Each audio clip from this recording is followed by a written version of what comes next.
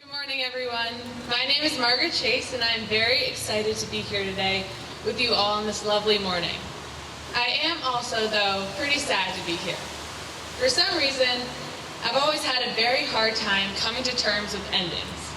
For example, the past few days, I've been reading the book Me Before You, and after speeding through it, I stopped at the last chapter and haven't been able to finish it. I just don't want the book to be over. Another weird example of having a hard time with endings is that I've never watched the last episode of my favorite show, Alias, starring my girl, Jennifer Garner, because I can't accept that it'll be over. Knowing this about me, it probably wouldn't come as a surprise that it took me right up to the last minute to finish this speech. Yesterday, as I was talking through my speech with a beautiful writer and one of my favorite people, Debbie Phipps, I told her what my speech was about, and she told me that I was talking about the idea of bittersweet, and this is her description of the feeling of bittersweetness. It's one of poignancy, that feeling you experience in your stomach and your heart. The sweet makes sense, of course, but it's the edge of bitter, of ending, that creates the tension and makes the sweet more memorable in contrast. I think this describes my state of being for the last few days as I reflect back on my past 8 years here at Moses Brown, with knots in my stomach and a racing heart. So I'm going to share a reflection on one of my most memorable experiences here at MB. This winter, I did something I'd never done before. I auditioned and acted in a play.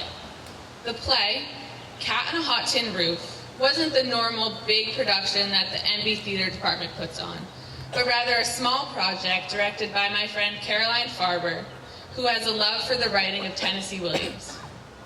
Now, for the past 4 years, I've been predominantly involved in the athletic community. The field house was the roof under which I was most comfortable.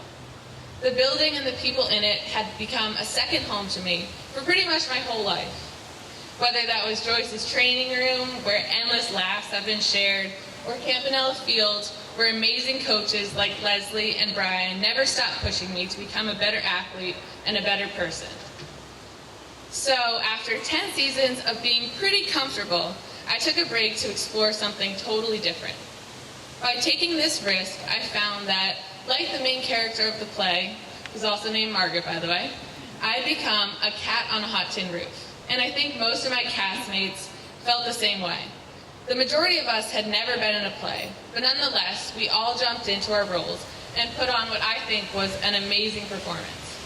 I ended up not only loving the group of people and the experience, but I loved, like Caroline, the actual story of the play. One of my favorite things about the story was that when the curtain closes, the two main characters, Brick and Maggie, are left together and nothing is quite finished at all. Again, I see now how much I savor that bittersweet feeling as I love how the play ends, suspended in the unknown. But now back to my cat analogy. Moses Brown encourages us to try new things and take risks. But it's really hard to do that and also pursue things you're naturally interested in and good at.